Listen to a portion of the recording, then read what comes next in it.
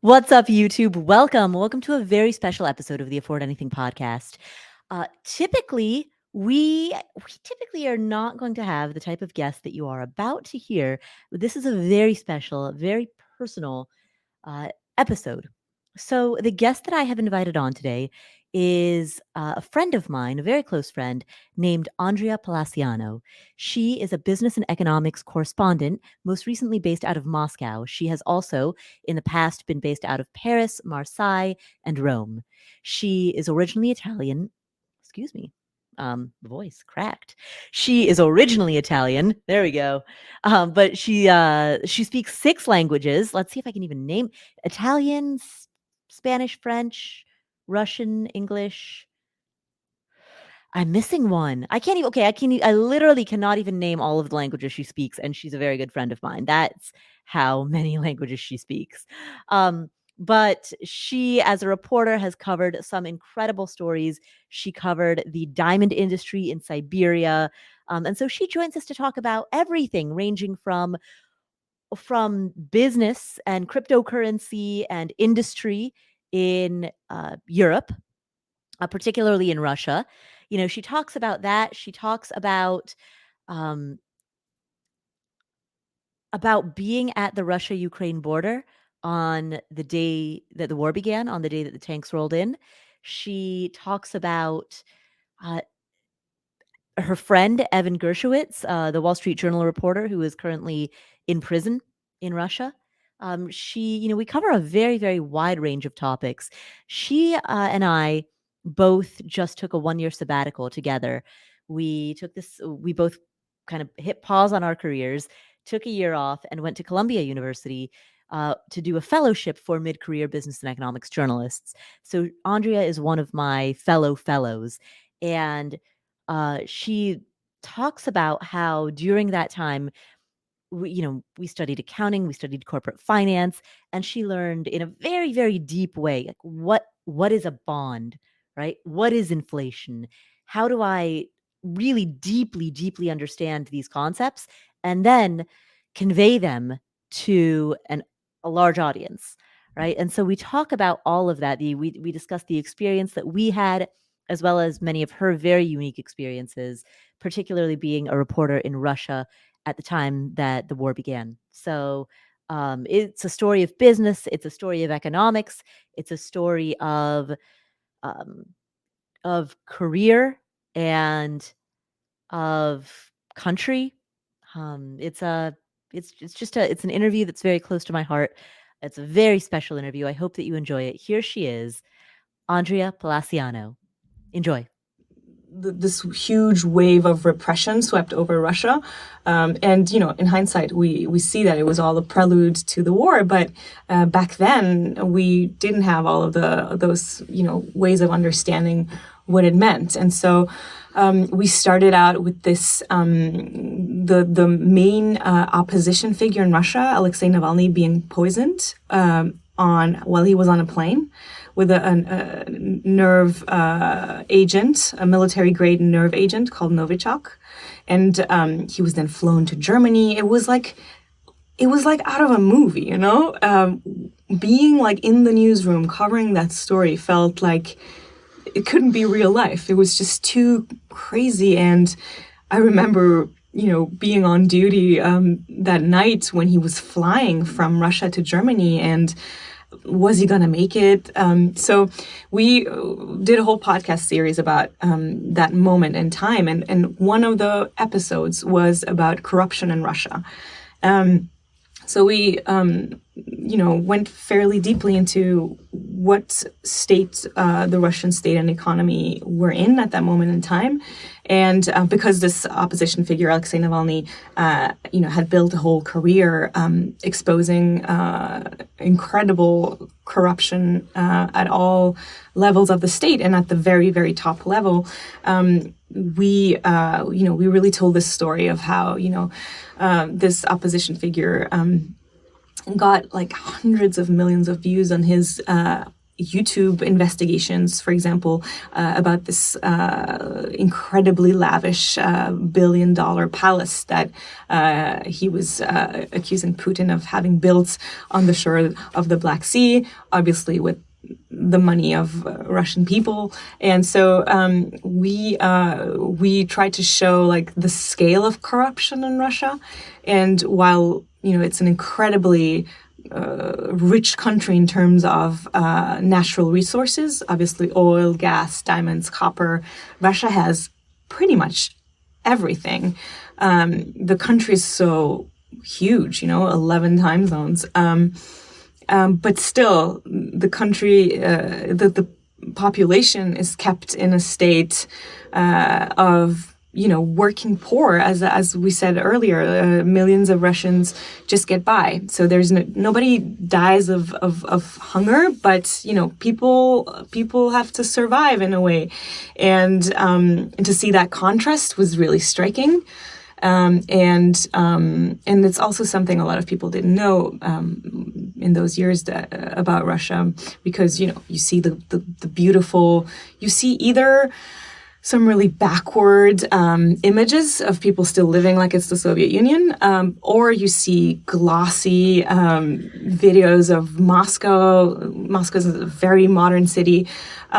So yeah, I'm kind of rambling, but another thing that I really enjoyed covering was the Russian tech industry, because it was very advanced. And I'm using the past tense because I feel like it's not comparable to the way things are now. But, for example, there was what they called the Russian Google and Amazon all in one, this company called Yandex. And it was a pretty exciting story because they had managed to, in Russia and in the former Soviet Union, to be the number one in front of Google for maps, for the search engine, for pretty much everything. And so that was really interesting to cover, because I don't think that there are a lot of companies doing the same thing in the world, obviously in China. But I thought that was always pretty interesting. And I got to cover sort of self-driving cars in Russia, and all of these like super futuristic things that were happening. You had like little robots delivering food around Moscow. You had facial recognition to pay for the metro, so you would just like walk through the metro gates, and you wouldn't have to flash your card or anything because it recognized your face and you could go through. Obviously, clearly behind that there is like a huge surveillance apparatus, but on the technology aspect of things, Russia was very futuristic in a sense, or like everything from paying your taxes to dealing with any kind of administrative thing, booking doctor appointments, anything could be done just on apps. It was a 24/7 city. You could get a manicure at 3 a.m. And so all of these things that you don't necessarily think of when you think of that part of the world, and that are in a sense like similar to the large American cities. So yeah, I did a lot of that. Obviously, in a place like Russia, it's impossible to just cover business and not cover not cover politics. So I was doing also a lot of sort of political coverage. And for example, one story that I remember covering is Russia had this like really robust and excellent media landscape that was both had some kind of a historic tradition, but also after the end of the Soviet Union really thrived. And so there was this newspaper that was the equivalent of maybe the Financial Times or the Wall Street Journal. It was an excellent newspaper called Vedomosti. And it had been like co-founded by also Western media in Russia. Imagine that, like Western media going to Russia to co-found a newspaper. And then there was a takeover basically by the one of the oligarchs,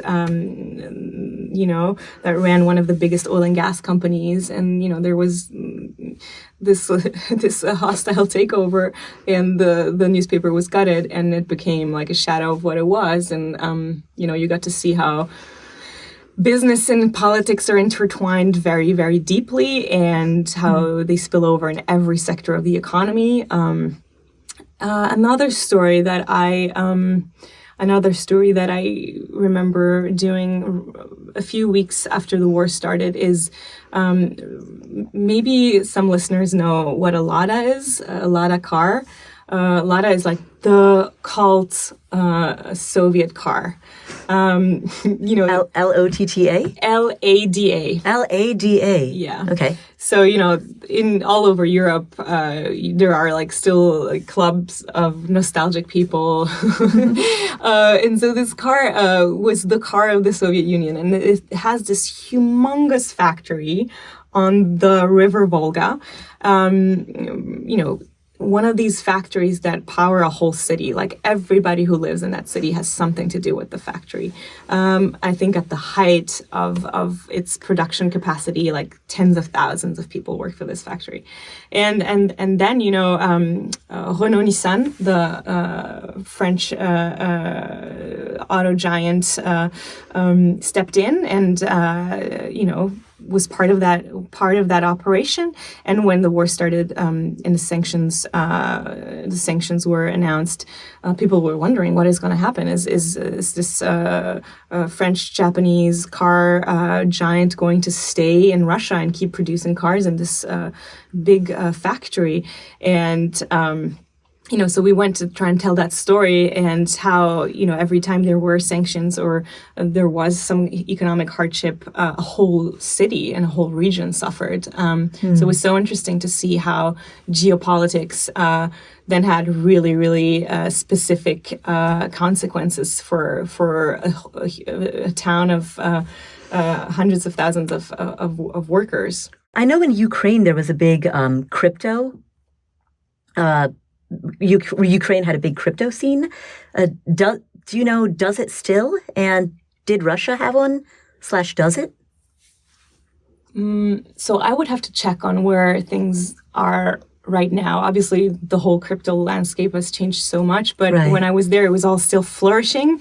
And so, yes, there was a big crypto scene in Russia as well. A lot of people in the former Soviet Union, and back then, there were a lot of very highly educated people. And so, in general, the post-Soviet populations are hackers, So, or for example, the co-founder of Google was Russian, right? Sergey Brin. And there are, even in Silicon Valley, there are a lot of people from Russia, Ukraine. It is a country with a very robust internet culture and programming culture. So yes, there was a lot going on. And, in Siberia, for example, where it's cold and energy is really cheap, there were those, mining farms. And so you had people who were, growing their vegetables back then who turned to mining crypto because it was mining cryptocurrency because it was so much more lucrative. So there was a lot of that. The Russian central bank was pretty strict on it, though, and they were pretty early on. They talked about they took measures to they didn't harness cryptocurrency in the way a lot of people thought Russia would. They had a very serious central banker, and she's still in place now. She's obviously working to prop up the Russian economy in the war, but for many years she was hailed as a very successful central banker, and she took a lot of the measures that a number of countries took a bit later. She was taking already, and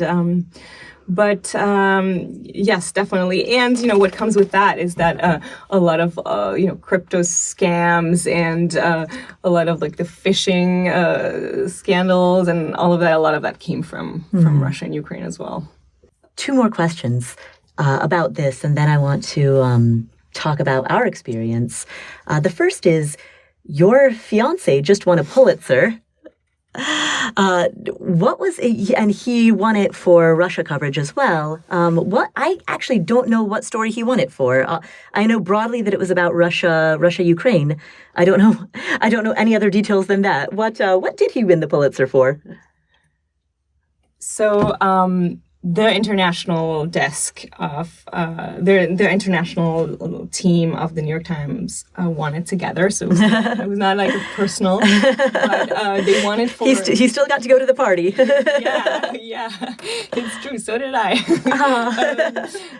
Yes, so they won it for a package of 7 stories, and he was involved in this one very long story called Putin's War. And the story was basically asking the question of why were there such spectacular failures and in the beginning of the war, and there was such a big discrepancy between the confidence Russia had that they could like pull this off swiftly and the reality on the ground. And so they delved into that and try to understand what happened. So it's a great story. It came out in December of last year. Well, what's the party like? So the party, the Pulitzer Award ceremony.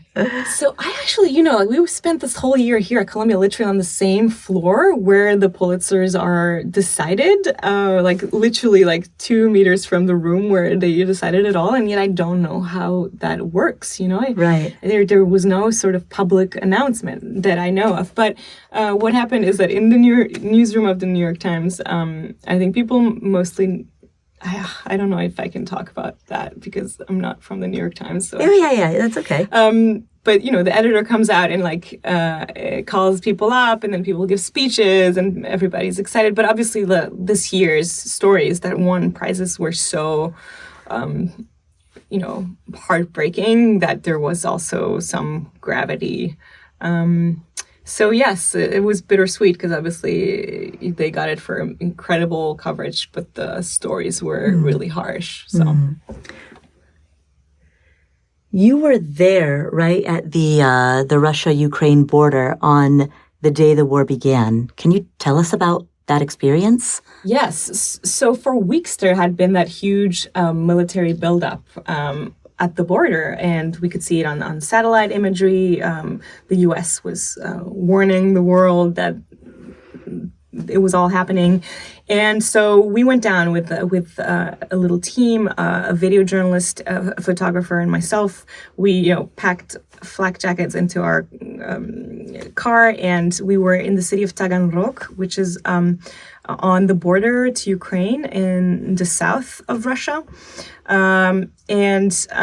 We just, went to see what was going on, to see this military buildup up close. We drove around the border for hours and days, and we were in the little villages, and we saw all of these tanks and all of these soldiers just waiting. And they didn't seem to know what was going on or how long they would wait or whether they would, in which direction they would have to go once the wait was over, whether they would be going back home or going into Ukraine.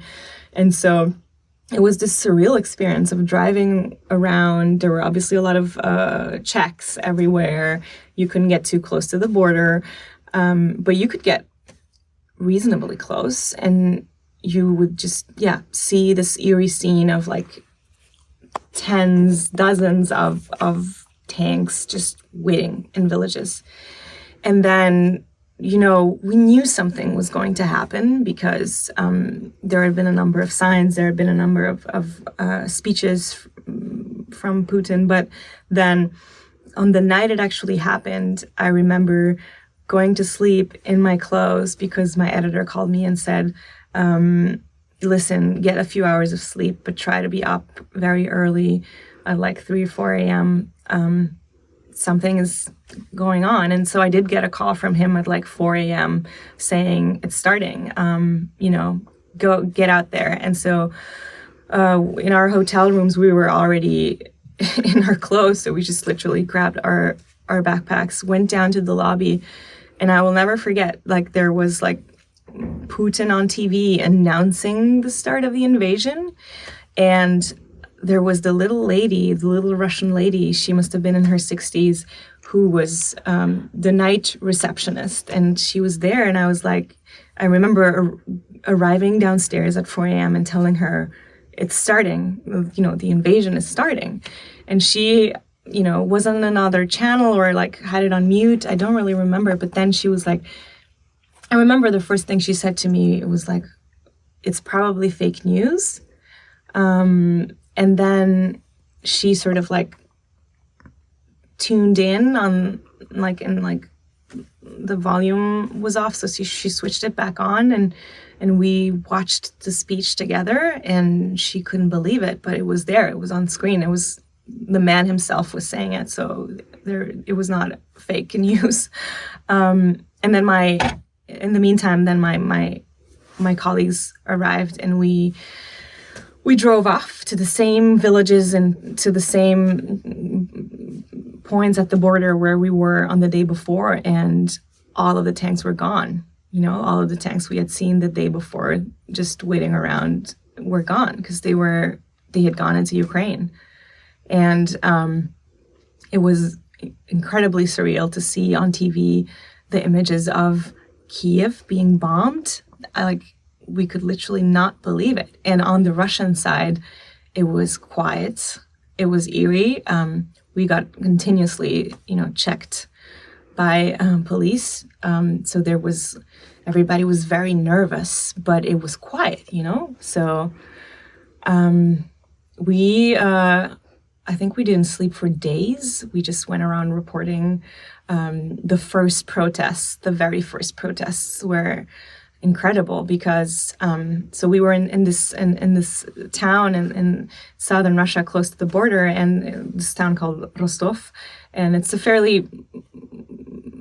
a medium-sized city. Actually, it's not a town, but and so there was going to be a protest, and there were more policemen than like regular people on this square where the protests were supposed to happen, and people assembled, and they were standing alone, just looking at each other, trying to sort of find kindred people that were also there to protest. But people did not assemble. Nobody chanted. Nobody even talked. They were literally just people on their own standing around just to be there. But it was just incredible. The fear was so strong, and that people still came out and stood there was really quite something. And then, everything started to become so difficult. I mean, working in Russia was already difficult, but it, went to another dimension because even at that protest, anybody we talked to, we had to be extremely careful because we would see that the police would immediately go up to the people we had spoken to ask them, what was going on? What did they tell us? Who were they? So while in Ukraine, bombs were falling, people were dying, in Russia, this like fear and tension swept over the country, or at least where I was. And we stayed for a number of days.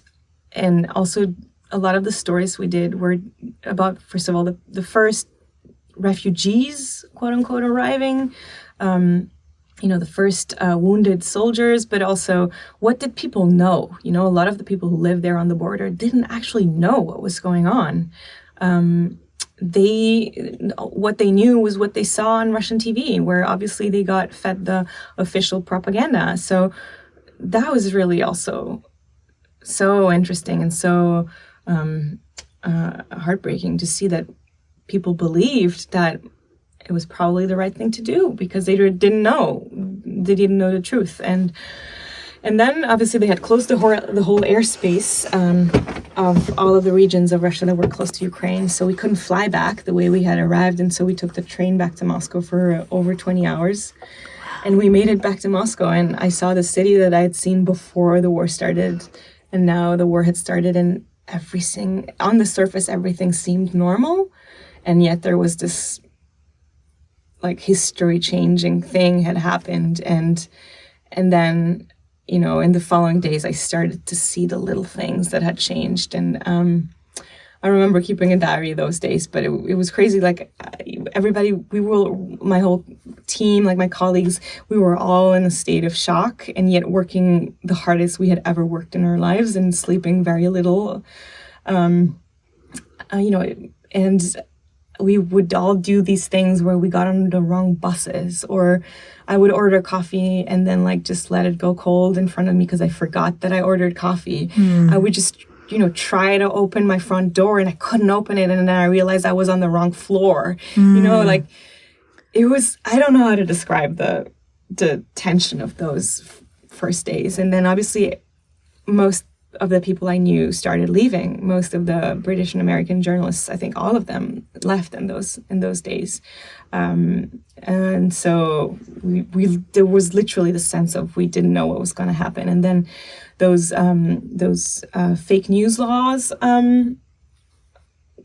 were announced, and which criminalized journalism essentially even more than it already was the case. And at that point, it became a very personal decision for each and every foreign journalist, not even to speak of the Russian journalists, who we had to decide, what do we do? Everybody had to decide, do we stay or do we go? And so I stayed with a number of my colleagues for about 5 months until it was time for me to come to Colombia, where I met you, Paula. I was actually at that moment going to transition into talking about our experience at Columbia, and I'll do that in a moment. But this is a perfect, I think, opportunity to talk about one person who made the decision to stay.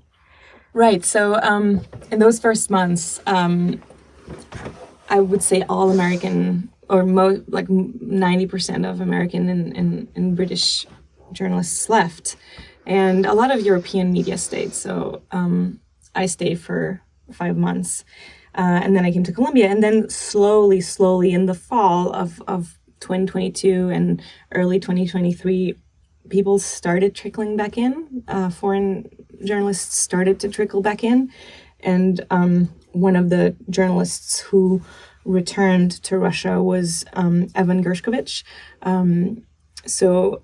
He's a 31-year-old journalist.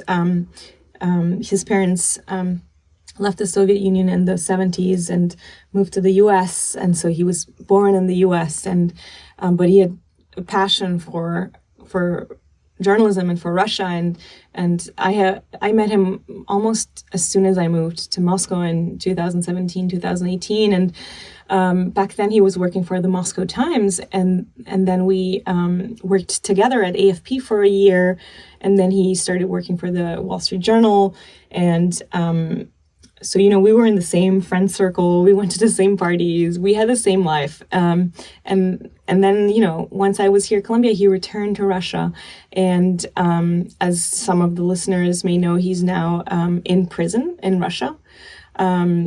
His trial is ongoing.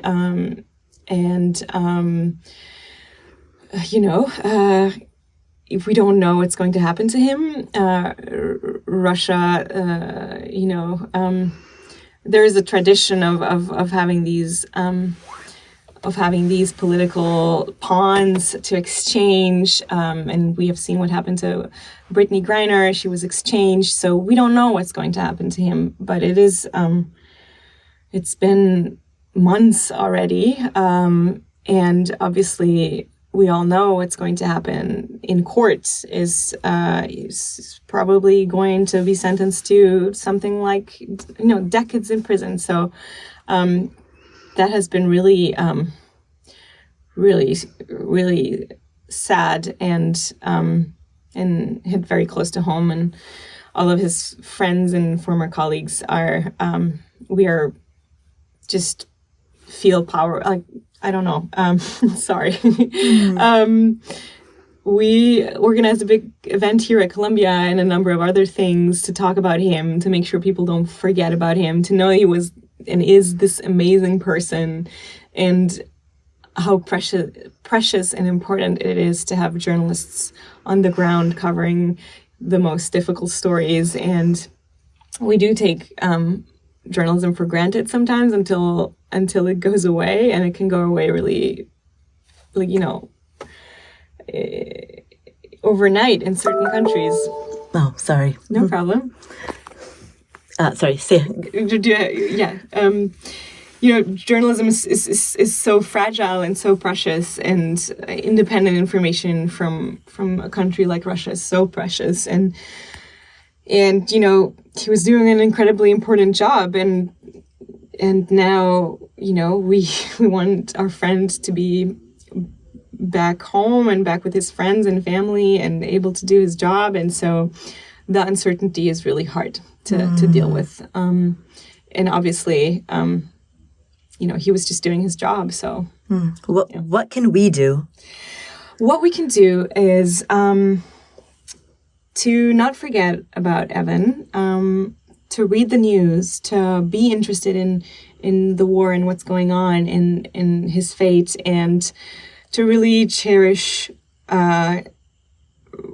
quality journalism and support journalism and journalists, because, we take it for granted until something like this happens. And so, just keep thinking about it. Oh, and you can actually write to him. A bunch of people have organized to translate his letters, because everything needs to be translated into Russian. But online, if you type his name, you'll find the webpage where you can write to him in prison. And we'll link to that in the show notes. Yes. No, but I mean, journalists are taking huge risks. I have another colleague, Arman Soldin, this French journalist who died in Ukraine. He was also the same age, 31, 32, who, died doing his job. He was with some very dear colleagues of mine. He worked for AFP too. So, obviously this war is devastating for, millions of people, but also for the journalists trying to cover it. Well, I hope he gets our letters. Yeah. I mean, we have to keep those letters coming, because I think that's a real lifeline, to receive letters and to know people are thinking about you. Yeah. How has it felt? You've started this whole new life here in New York. You're literally on the opposite side of the world from something that you so recently left. How has that felt? It was very surreal. I remember when I first got here, it was good to take a break, because, it was such a high intensity job in such complicated conditions that it is really important to take breaks. But also it did feel in the beginning, I was like, what am I doing here? My beating heart is still with this story. And here I am doing something completely different. And I felt both so lucky to get to do what we did at Columbia, but also I was checking my phone day and night. I was checking in with my colleagues. I was worried, and I felt I had that feeling that the life I was living was not as meaningful, because I wasn't doing my job the way I used to. And obviously that was the strong feeling in the first months. And I think I was still processing and dealing with all of that. And then, I adjusted, and I put things into perspective, and I understood that I was where I was meant to be, and that I would be back, and that I would resume my work as a journalist and my coverage of this story. But I've, stayed very connected to the whole story, and to all my colleagues and friends in Russia and Ukraine. So the first weeks were a little rocky, and eventually I settled in, and I met all of you guys, and it has been truly one of the most enriching and fun and mind expanding years of my life. So I am so happy that I did this. And to, I guess, to clarify for people what we are doing, because I think a lot of the long-term Afford Anything audience has had the impression of like, wait, did you just enroll in grad school? What is it? But the program that we're doing is it's actually a bit different. I'll let you explain it.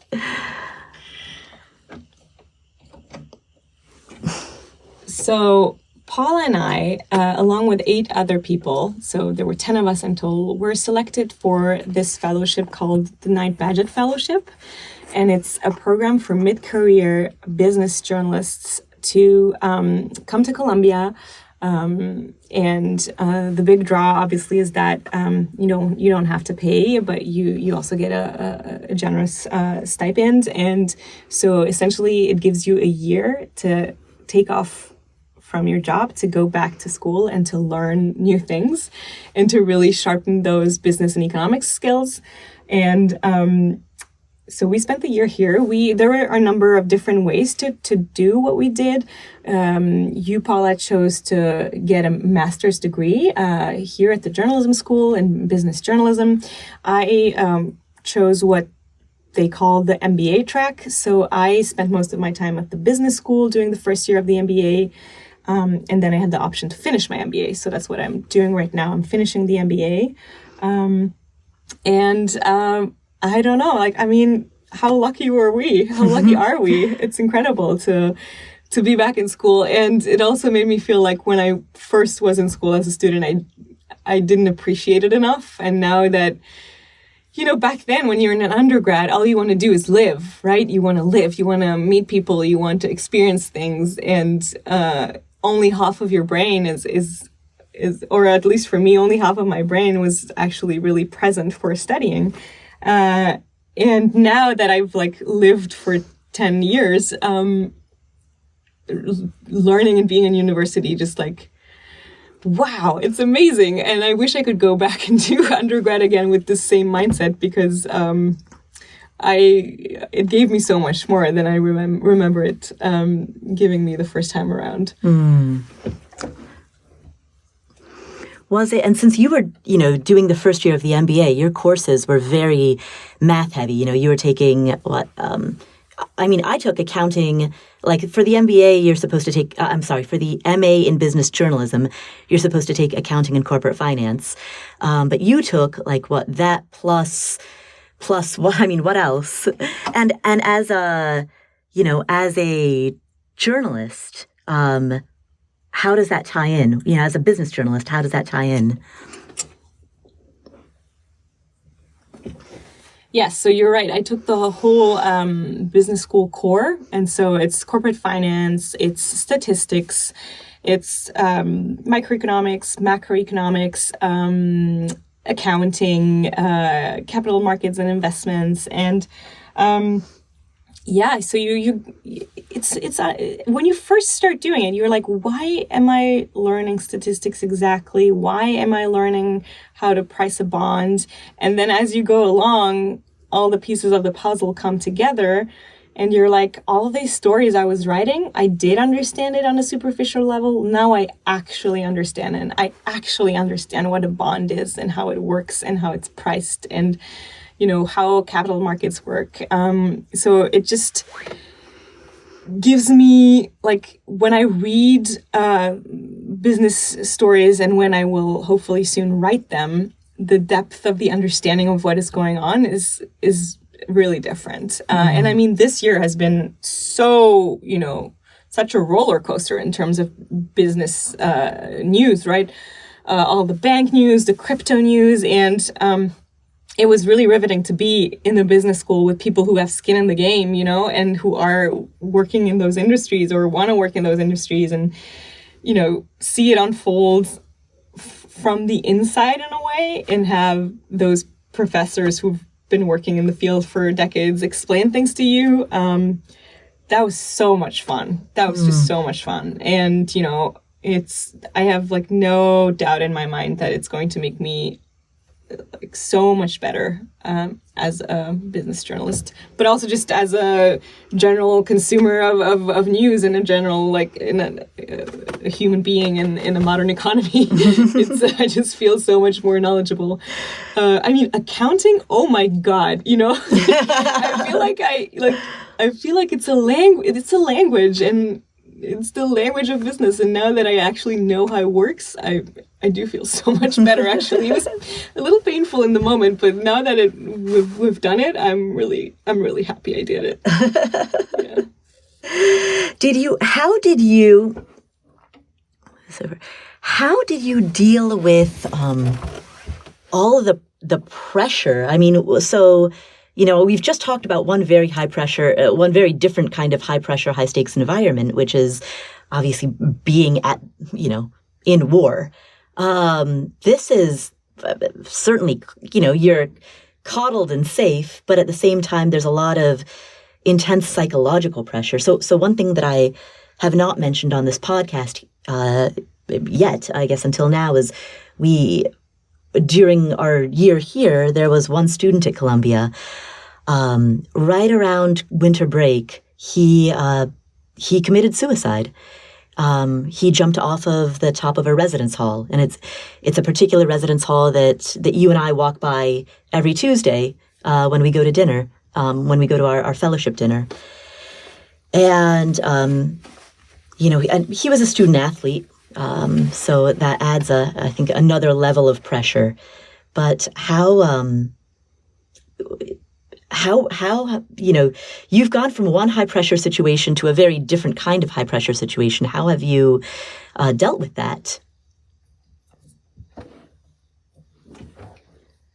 So I guess I went through different stages. I think in the very beginning, as I was telling you, I had this impression that, you know, what am I doing here? This is not what really matters. And obviously, you know, I don't stand by that statement. It was just like my immediate response to arriving in a totally different reality from where I was.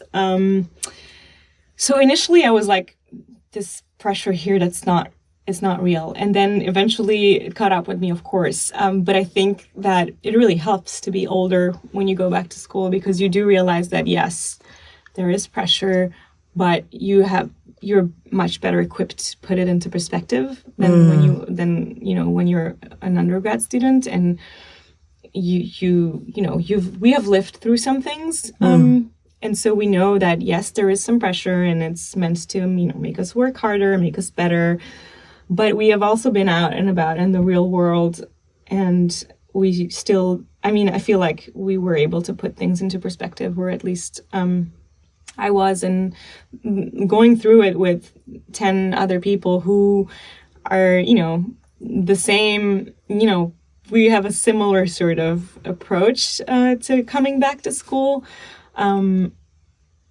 That really helped also to go through this thing together and to talk about how strange it is after having worked for 5, 6, 7, 10, 15 years to be in this environment again, and what pressures you need to take seriously and what pressures you can, you know, see through as being maybe not totally necessary.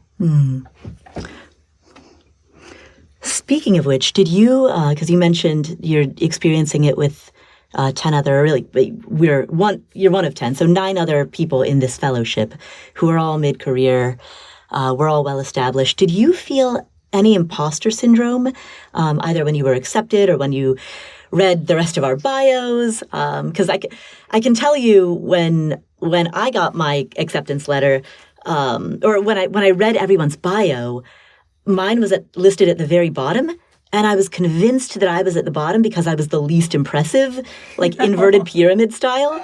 And someone had to point out to me, they're like, Paula, it's alphabetical. Oh. Well, if it was alphabetical, I was probably, you know, like right before you. Yes, obviously, like when I first read the bios, I was like, oh my God. I mean, look at you, Paula Pants. It was very humbling. And I think we had the first weeks where, you know, we still, you know, had a bit of that facade up. But then we had we got to spend so much time together that I feel like those masks fell away pretty soon. And then everybody was just a really lovely human being. And I ended up forgetting about all of that. But it is true. In the very beginning, I was like, wow, these people are so impressive. And I think maybe not all of us, but some decent amount of us have had this thought of like, do I really belong here? And I do remember at one point, Robert, our program director, said, each and every one of you is here for a reason. We picked you because we were impressed by you and you belong here and you're where you should be. And so that was one of those moments where I think we looked at each other and we're like, yeah, Aww. And also, yeah, like bios are just the window dressing, right? And then you discover the people. And we were talking about how,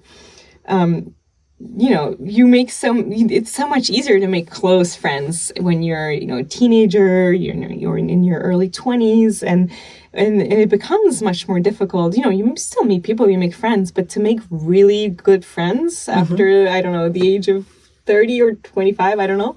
It's not that easy. And I think the way it works is that you need to be spending a lot of time with people doing something. And that's exactly what we did this year. We literally just ran into each other every day, multiple times a day, just because we were all gravitating around these few buildings. We were all living close to each other. Like some of us lived in one residential building, and it felt really like being on the sitcom Friends, knowing you run into your friends all the time. And oh wow, I mean, to like finish this program not only with this fabulous degree and all the connections and the knowledge, but also with like 9 new best friends. Like I'm the richest person in the world, this was so much fun. Yeah. And certainly one thing that I learned this year was in the past when I've heard people talk about working 12, 14, 16-hour days, I've never quite believed them because I've always thought, like, even if you wanted to, how could your brain actually sustain that? And what I've realized is when you're around your friends, and when you're doing it together, it doesn't, yes, it's work, but like that is what sustains you. Like, physically sitting next to people while you're working and having somebody just look over and be like, hey, can I borrow your phone charger? Right? Like that is so meaningful. Yeah, and especially after the pandemic, right? Where we got to do so little of that. You're absolutely right, Paula. There was this like energy of everybody trying their best. And I mean, I remember with 2 other people of our program who were also at the business school, we had this intense accounting camp. We were trying to teach ourselves accounting. And so we had this crazy spreadsheet called remedial accounting. We mapped out like every single moment of like free time that we had. We would meet up and like go through some accounting concept and scribble it on the whiteboard. And I think from the outside we looked totally nuts, but we would do accounting for hours and hours and hours. And how is that possible? I think, as you said, when you're doing with people and you have the same goals and there's an element of playing too, it flies by. And even though like I felt like it was painful in the moment, like that accounting camp that we did with these 2 other people, Ryan and Vivian, that was just so much fun, I would go back and do it again. So I think you're right. I think being in this environment is great. And going back to school, going back to grad school does give you that extra shot of energy and of this feeling that you can do things, you can do new things. You can try out new things, and you can become really good at something. And, there is no one set path, and you can learn and meet new people and change your life, basically. Wow. We're approaching the end of our time. Are there any final thoughts, messages, anything that you'd like to leave this audience with? I guess Let me think about that.